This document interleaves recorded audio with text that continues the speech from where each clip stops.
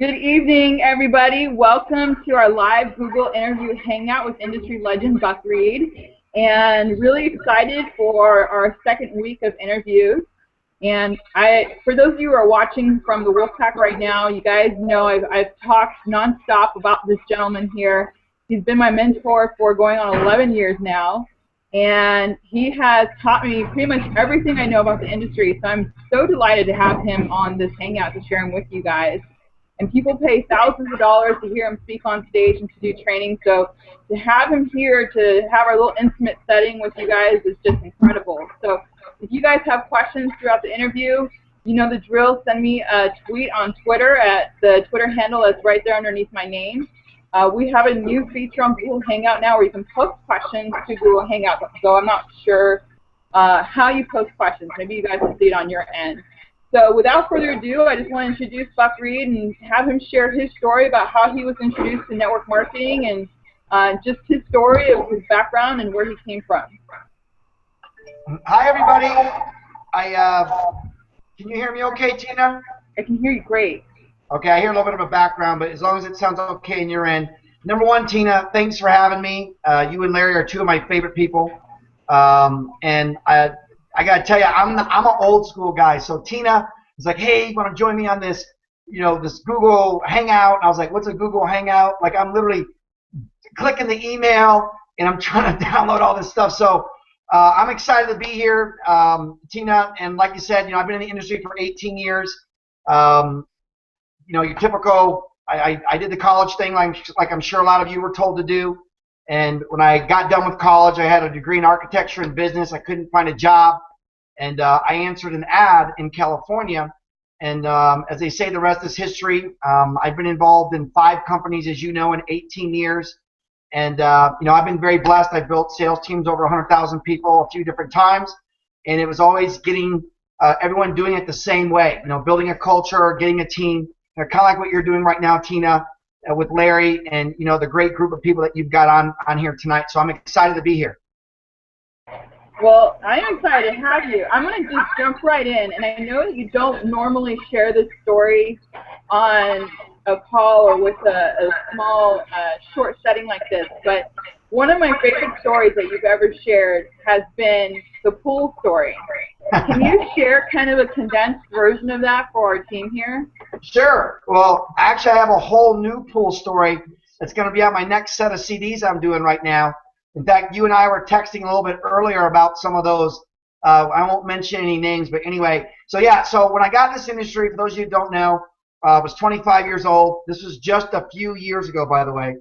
And when I got in the industry, I didn't know much about it, so I was excited, like I'm sure a lot of you are. And I went to my warm market, and I basically told them too much information. I call it fire hosing or puking on people. But the first love of my life, I'm sure a lot of you can remember that first person that you thought you were going to be with forever. Her name was Tanya Poole. And what happened is that basically I was never good enough for the Poole family. So it didn't matter in a football game or a baseball game. It didn't matter what I did. They always saw me as kind of second rate or not good enough for the little princess. And she kind of came from this well-to-do family, like the Leave It to Beaver, the mom and dad. The mom was a stay-at-home mom. The dad was a partner in an accounting firm. And, they would come home to Country Time lemonade and cookies. And I kind of came from a family that was more like married with children. I lived in the basement with my grandpa. I was basically raised by my grandpa. And so they kind of didn't see me as the ideal prince for the little princess. Well, when I got in this industry, as Tina knows, Tanya was one of the top 10 people, top 20 people I showed my company to. And she's now engaged to one of my best friends. And basically, I'm at a Hong Kong Chinese food restaurant, and I'm sitting down with her and now her fiance, and I'm going through my presentation, kind of like what you would be doing with Empower Network. And I get to the end, and it wasn't that I thought she was going to do it. It was that I thought she'd be excited, that I was a dreamer. I was, doing something. I was in that 3% versus that 97% group. And instead, she kind of bashed on me a little bit, Tina. She was like, "Hey, my parent, you got to pull your head out of the clouds, come down to earth with the rest of us." I mean, just, but when she said my parents were right about you, that kind of drew a line in the sand for me. And within 3 months of that luncheon, I bought my first Corvette. I drove that Corvette to the Pools house on a Friday night. My second Corvette, I drove to the Pools house. Ironically, when they were mowing the lawn, which is what I used to do if you don't know.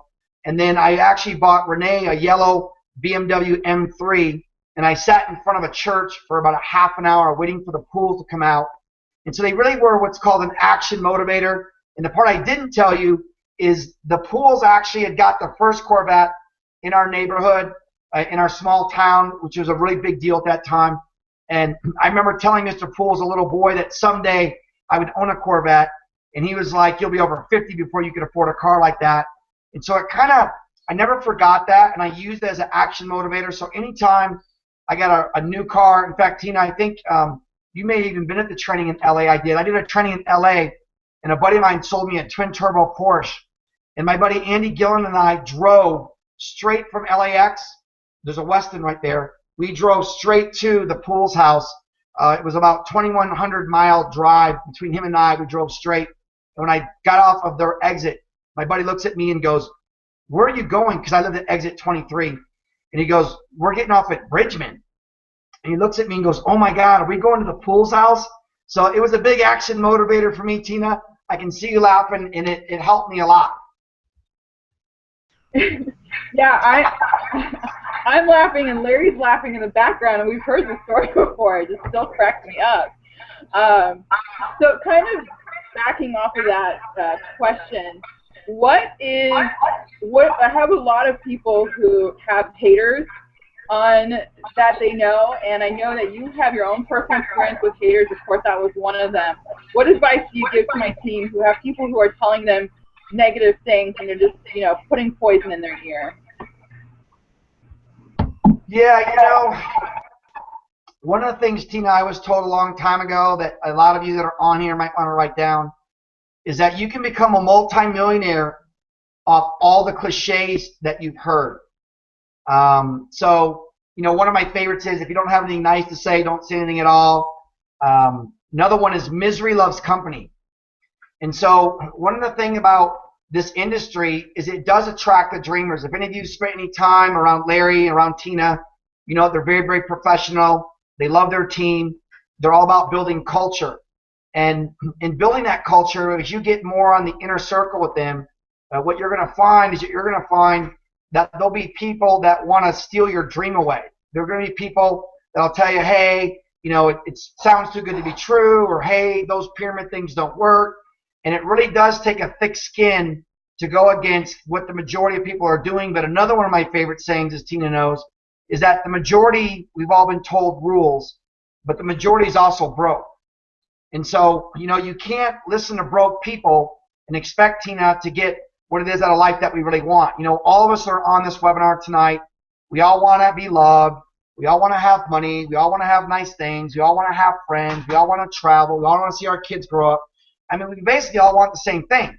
Well, the reality is the majority of people that are peeing in your ear, that are being negative, are never going to have those things, because the fact is that they're negative people. So, Tina, one of the things I always tell people to do at my seminars is, write down the 5 people that you like to be around the most, and I'll guarantee you that none of those 5 people are going to be negative. And now, you've become a millionaire before the age of 30. What was your first aha moment that you're like, okay, when you realized you were a success and you had made it to the top? What was that moment? That was probably for me when I was, as I said, I got started in this industry at 25. My second, going into my third year, we moved into a really big home on the water. And I remember having a big party, and all my top people were there. And I was sitting on the couch looking out. The sun was kind of going down on the water. And I looked out because I actually used to mow lawns in this neighborhood. And I remember thinking to myself, wow, so, this is what it feels like when you've made it. When you look at the plan, Tina, that other people are doing, what I call 40-40-40 plan, the 40 years to work 40 hours, 40 hours a week to work 40 years to when you retire, live on 40% of what you made. That plan doesn't really ever give you that feeling. And one of the things that I fell in love with, much like you, is I fell in love with seeing people be able to get what they want. If you can help 5 people in Empower Network get what they want, none of you that are on this webinar tonight are going to ever have to worry about getting what you want, because what you want will come automatically. Love that. Now, I just got a question from somebody on my team. They said that their spouse is negative and doesn't support the industry because they think it's a scam. Can they do this business without them, and what advice do you have for them? Wow. When you say spouse, I'm assuming that means they're married, correct? Yeah, that's. Yeah, well, it's a tough, because there's a big difference between having a boyfriend or girlfriend versus a husband or a wife. One of the things I love to talk about is you either have an anchor or you have a sail as a partner. And it's really tough. It's really tough being in this industry because your significant other, the most powerful person that you have in your life, is who you sleep with. And again, I don't want to go into all that on this webinar because I don't know who's on here and I don't want to offend anyone. But you really do become who you hang around. So what happens a lot in this industry is that your significant other will get jealous of the industry, just like an affair. So I don't mean it in a physical way, but because of all the time, all the energy, the time with your team, the dinners, the late nights, what it takes to build a team, your significant other will start to feel more and more distant. And so what I would share with the person who asked this question with your spouse is you've got to get your spouse in front of your leadership. You've got to get them, and do it in a social way. Rather than bring them to a Power Network open house, wherever you're doing these events at, get them to go maybe to the beach, get them to go out to dinner with Larry and Tina or your significant, get them to do something fun. One of the things that I've done is I've built my whole business around social. I try to get Larry and Tina to come on a river raft trip.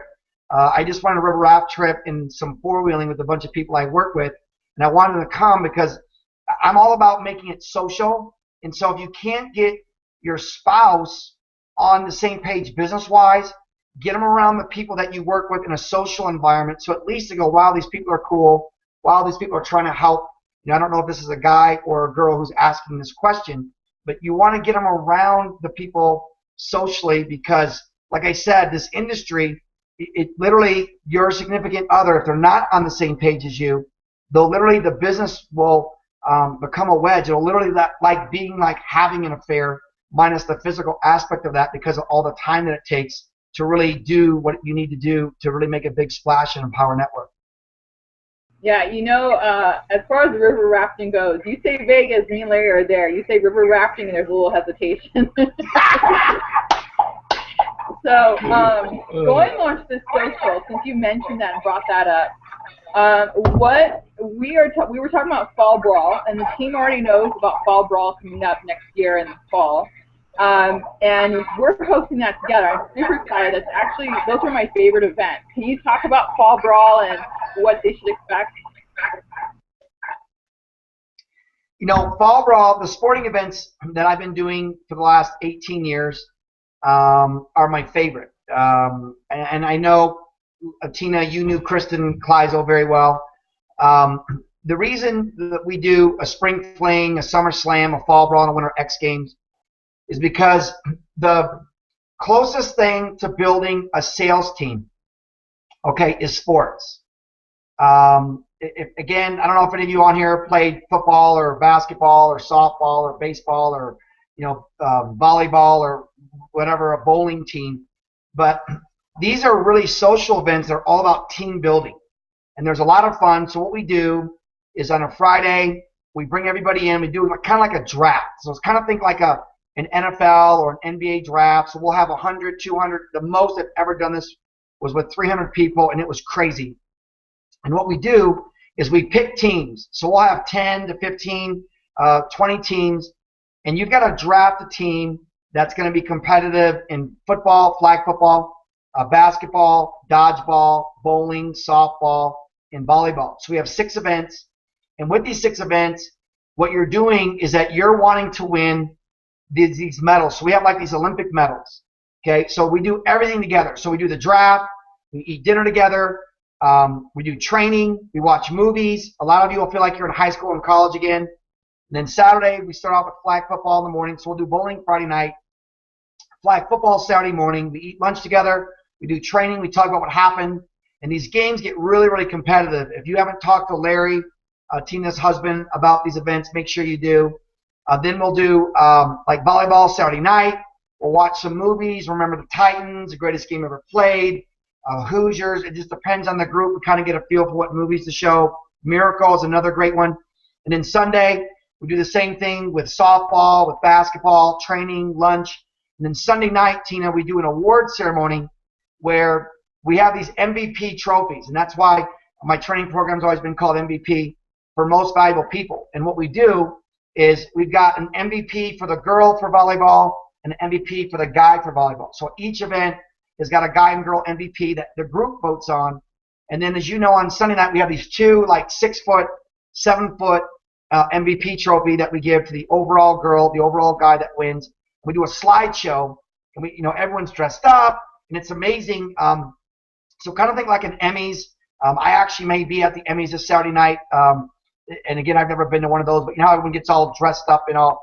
So we literally go from being in cleats and shorts and sweats and football and all these different sports to Sunday night we do a big awards ceremony where the MVPs, then we give the medals, kind of like the Olympics, to the winning teams. And the goal is to win as many medals as a team as you can. And I don't want to give the event away, but you'll find that teamwork is usually more important than talent at these events. And again, I don't want to give it away. So it'll be a lot of fun, Tina. I've always told you anytime I can do anything to help you. You're one of my favorite people in the world, whether it's a fall brawl, a basic, millionaire workshop event. You just let me know when, and I'll help you. My favorite thing about I went to spring fling is that we actually played football in the snow. I was thinking the event was going to be canceled. I'm from the heat. We're like, no, we're playing football in the snow. It's crazy. I remember that event. It was crazy. And one of the things I've had people ask me, if they can bring their kids and parents and stuff, and that was my favorite thing. Was you had it a family thing where older people were playing. It didn't matter. Yeah, the kids are what makes me work laugh. My favorite part on Sunday night is to hear what these kids have learned. In fact, I'll tell you a story, Tina, you don't even know. So I did a fall brawl last fall up in Seattle, and I took my boys with me to this event, and there was a girl there. Her name was Heather, a redhead, probably 13, 14, maybe 15 years old, and her mom and dad came to me right before the event started and said, listen, our daughter, we had a lot of problems with her grades, we had a lot of problems with her starting a sport, and she quits, and we don't know why. So if any of you have ever seen that show, the 70s show with the redhead in it, this girl would look just like that girl, really, really sweet, really pretty, and had obviously really bright red hair. So I draft her on our team, and our team is in football. And all day we've been running this girl, sweep to the left, and I kid you not, every time we ran a sweep, this girl got us 8 to 12 yards, like every time. Well, we're in the finals against a team that we called the black team because they had black jerseys, and they were really bad sports. They were just, again, it was a very challenging game, and we're in the finals against these guys for the medal. And so it goes to overtime, and we've been running the same play, sweep to the left. She's like, no, it's too important. And we were like, listen, you've been running the ball all day. We know you can do it. So she got us like a 20-yard run, like a 15-yard run, and we ended up throwing the winning pass down the middle to a guy named Bob. We ended up winning this game, and the whole room voted this girl because everyone was watching. They voted this girl MVP of football. And, so on stage at the end, she's talking about all the different games and with football. Well, 3 months later, her parents see me at an event, and they're like, we want to talk to you. I'm like, what's up? They're like, well, Heather is now getting all A's. She's top 2-3 athlete in the sports that she was in, and they attribute it to what had happened at Fall Brawl. And, Tina, for me, it is about, all of us that are on this webinar tonight, whether you're 15 or whether you're 65, we all got a kid inside of us. And what I love about these sporting events is that kid usually comes back out. So this girl's life was impacted because of a group of people that she didn't know that believed in her. And, she's doing amazing right now. And so I love watching the kids. I love watching the older people. And it's just an amazing event to see what we do in 2.5 days at this event, what it takes 4 years to do in high school and college. And for me, I don't know if it's just my personal perspective, but it seems like the spring fling and fall balls that people have the most breakthroughs at these events than any other event. And all the other events are great too. That's one of my favorites. Yeah, it's just so different. But yeah, I would agree with that. It's just different. You know what I mean? It's there's a basic and advanced is so different than a millionaire. It's more classroom and technique and skill set, and then discovery is more of a personal thing, Tina, which you've also gone to. But these sporting events, they're really the closest thing to being in a home-based business. I mean, everything happens the same. The infighting, the politics, the camaraderie, the ups and downs, the winning, the feeling of winning. Think about the difference between the emotion of winning and losing. Everything that happens in it happens in your business. And that's one of the reasons why I started doing them 18 years ago, was I found it a very effective way of showing people exactly what to expect in their business. And again, it's just a great way of doing it.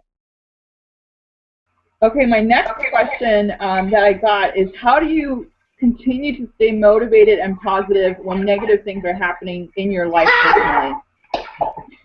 I should write a book. You should be the one answering this one, huh? Here's the thing. The real question is, what if you don't? In other words, if you do decide, because I'll tell you right now, if you don't, you can write this down. If you don't want people to talk about you, don't do anything. Sit at home like everybody else and watch TV. Sit on your smartphone or all day or a computer. Someone just told me that the average person watches like 4 to 6 hours of TV a day. I'm like, oh my gosh. If you don't want people to talk about you, just sit at home and don't do anything. I've been involved in big business deals that didn't work. And people tried to badmouth me for it. I've been in MLM for 18 years. I lived in a home where the whole association, all they would do is talk about me and my family. They said that we were drug dealers. They said that we were arms dealers. They said, haters, that's their job, is to hate. I don't know if you guys ever saw that little Cat Williams dude, the stand-up comedian, but I love it when he talks about haters. That's their job. The reason that they're haters is that they don't have anything else going on. So for me, I've always used it as an action motivator, as motivation. There's no way that I'm going to let negative people turn me into them, right? And so, Tina, one of the things that I've loved, Tina, you've been to the ups and downs of this industry. I've been to the ups and downs of this industry. Just name a top income earner. I either know them or I'm friends with them. And the fact is if people are going to tell you and keep it real, they're going to tell you that you are going to have ups and downs. Yeah, I was a multi-millionaire before I was 30 years old. Okay? But the reality is it doesn't mean I didn't have any ups and downs. It doesn't mean I haven't had any ups and downs since then. But what I can tell you is whatever it doesn't kill you is going to make you stronger. I know it's a cheesy line that they always use in songs and whatnot, but it's very, very true. So if you've got a core group of people that are around you, right, that you can count on, like I know I can count on Larry and Tina. They were one of the only people I really wanted to be around on my birthday in Las Vegas. So you're going to find that you'll get a core group of people that you can count on no matter what. And what's the statistic? They say that at your funeral, regardless of how famous or unfamous, that there'll be 10 people who actually cry at your funeral. So whether you're a rock star or you're a guy like me that used to mow lawns, at our funeral there'll be 10 people who cry. The number one thing that will decide the people that go from the church to the cemetery, the number one thing that will decide if they make that drive is the weather. So if it's raining and you live in the Northwest, you're pretty much screwed because no one's going to come to your burial. So when you get the fact that you got to stop worrying about what everybody else thinks, okay, you're going to find that you're going to have to develop thick skin, and you don't want to become a negative person, because that's negative people want more negative people around them, right? The reason why it's okay, most people, Tina, they live their whole life on their shirt sleeve. Like, I'm a very private person, as you know. right? Most people just ask them what's going on. Hey, how you doing? Terrible. You know, my wife and I got in a huge fight. I got tons of credit card bills. My car's about to get repossessed. Let me tell you how much my life sucks. And that's not what a successful person does. Speaking of what successful people do, I just got another question. What is the secret to success? That's a great question. The number one thing that I've learned, you know, I'm working right now around a couple really, really big money guys, a couple billionaires. And the one thing that I've learned being around these guys and other people that I've been around is that number one is you can't worry about what other people think. It's so true. And number two is that you are not going to go further in life than you see yourself going. Like in other words, a lot of you that are in Power Network, you know, I don't know what all the ranks are, the top levels, but this is what I can tell you, is that you're not going to become a top person in that company if you don't see it first. You know, one of my favorite things that I teach is act as if. So if you were a top ranked person in Power Network, if you were making, you know, $10,000, $20,000, $50,000 a month, you know, whatever your number is, okay, how would you act right now? Like, you know, if you had your dream home, you know, you walk out of your master bedroom and you walk into your garage and there are your dream cars, and you live in your neighborhood and your kids are in private school or wherever you want your kids to go, and you're planning a trip for your significant other, whatever it is that would be your ideal life, how would you feel if you sat down with someone at Starbucks and they said, oh yeah, I'm Power Network, that sounds like a pyramid. Is that a scam? You know, and so, in other words, I don't think it would bother you that much. And the one thing that I'll tell all of you, it amazes me, and I mean amazes me, how people look at the internet. Let me give you the best definition of the internet. The internet is the world's bathroom wall, because you can write whatever you want on there. Okay, you understand that because it's on the internet doesn't mean that it's true. So if we all went on the internet right now and wanted to find people that liked Ford Motor Company, okay, we could find people that loved Ford, that said, oh my gosh, airbags and safety things, and my kids are alive because my truck flipped upside down. You could find thousands of people that love Ford because of all the safety features of how their children were saved. At the same time, if you want to find people that hate Ford, when the Firestone tires were blowing up and cars were flipping, okay, you could find all the haters as well. So one thing, Tina, that I've learned is that you have to be careful what you're looking for, right? It takes zero talent to find people. Listen, there are people that don't like Tina, right? I know people that don't like Tina, but I don't listen to them because I know Tina, right? So if you want to find people that like Tina, I can introduce you to lots of people that like Tina. And if you want to meet people that don't like Tina, I can introduce you to them too. It's what are you looking for? So for me, I've wasted zero time looking for anything that's negative. And that's a mindset. You know, it's a skill set, Tina, to learn how not to talk bad about other people. It really is. You know, I spend almost an hour at my events teaching people.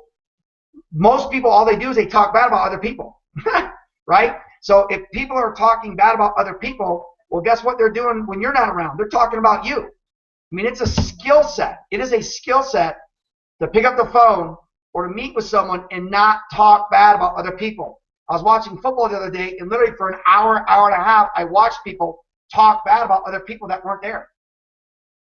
It's a skill set. It really is. Speaking of football, go Bears, right? They won. The Bears, the Bears, the Bears. So my next question is, how important is your upline in helping you, and what about being low maintenance? Okay, well, number one, all of you that are on this, what we call Google Hangout, you have one of the best uplines in the industry. And I think all of you need to know, I don't have any financial gain off Larry and Tina. You know, I don't know most of you that are on here right now.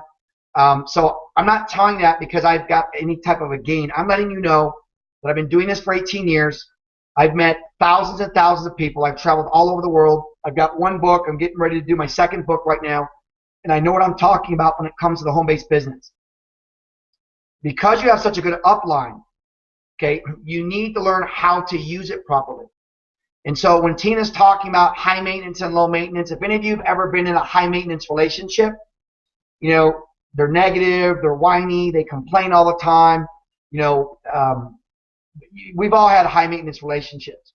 Okay. And then look at a low maintenance relationship where they're positive, it's easy going. You know what I mean? Like, again, I don't know all of you and I don't want to go through your relationships, but I'm assuming that most of you have had a high maintenance and a low maintenance relationship.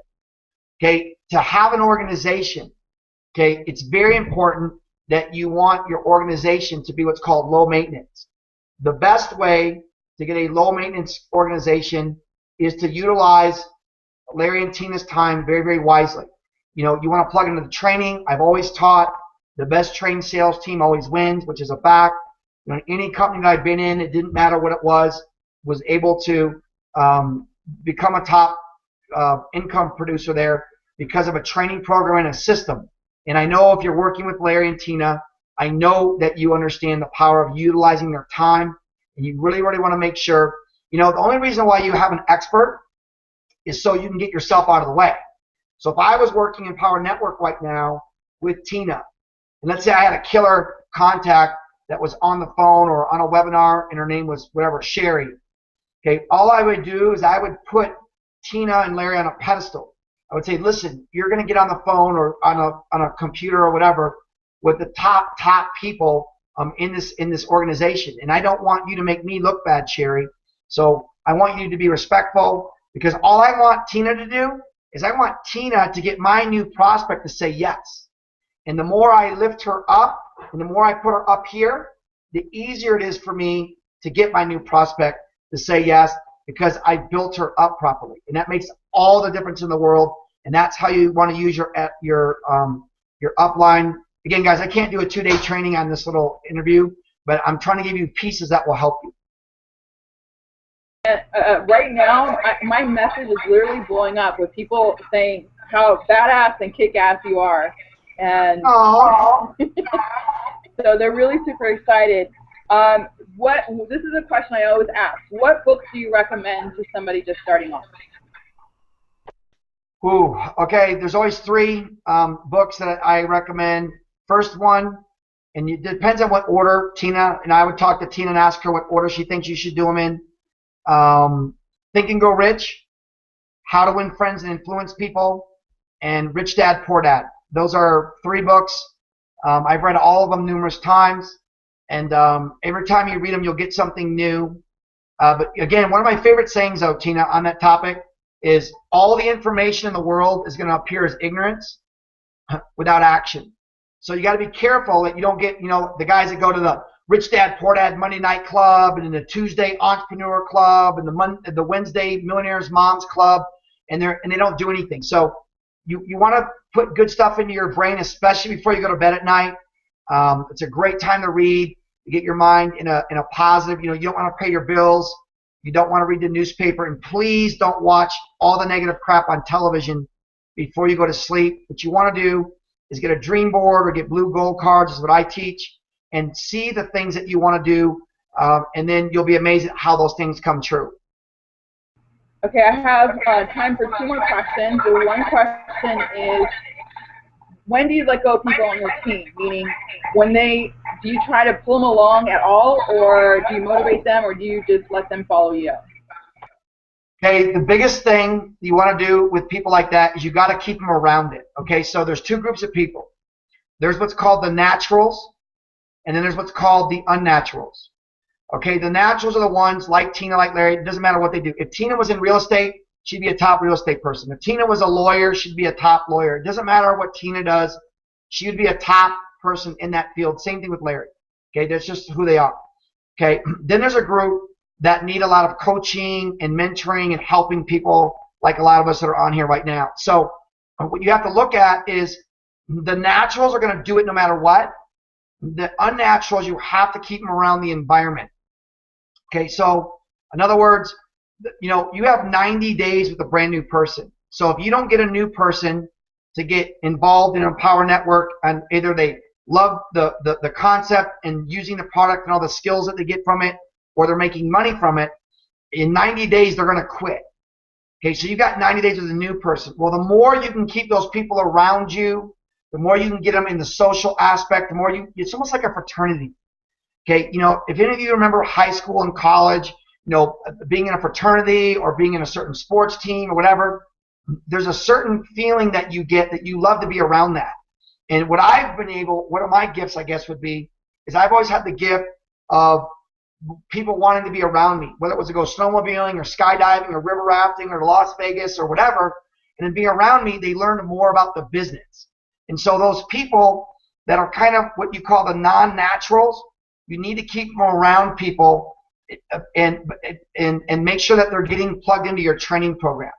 Again, the best trained sales team wins, and you're going to be able to keep them around by keeping them in that environment. And the last question I have is, first of all, what do you think about people who do more than one network marketing company, and how do you keep your team from saying the grass is greener on the other side, jumping from company to company? Do you want me to answer this question honestly? Yeah, I want you to answer it very honestly. Okay, listen. The majority of people can't do one company, let alone 2 or 3. Okay? So, you guys, I get a minimum, and I mean a minimum, of 20 to 30 phone calls a month. I live in Alpine, Utah. I'm up in the mountains. And again, Tina, I hope you and Larry, you bring some of your guys out this winter, and I'll take you guys snowmobiling. But the reality is you can't, how can you be married to 2 people? Right? And for those of you that are married, so your wife or husband's name is Joe or Susie or whatever, and then you've got 2 other wives or 2 other husbands, right? You've got a husband in Texas, a husband in California, and a husband in New York. Like, how would you make that work? Because the majority of people, like for me personally, I've never done more than one, ever, in 18 years.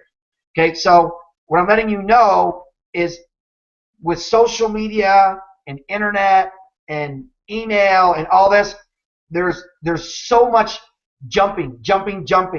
And this is what I can tell you, all the top people that I know, once they've made a decision, they stayed, are the reasons why they're the top income earners. I don't know a lot of people, like literally, I've been in actually now six companies in 18 years. I'm in my 6th one right now, so it was 5 before my 6th company. Okay, I know people that have been in 18 companies in the last 2 years.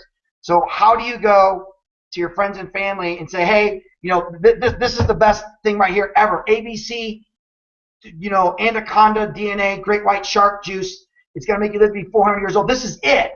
And then 2 months later, you're saying, no, that wasn't it. This is the newest thing because this is going to make you so smart. You know what I mean? If you jump and jump and jump and jump, you lose more credibility every time you jump.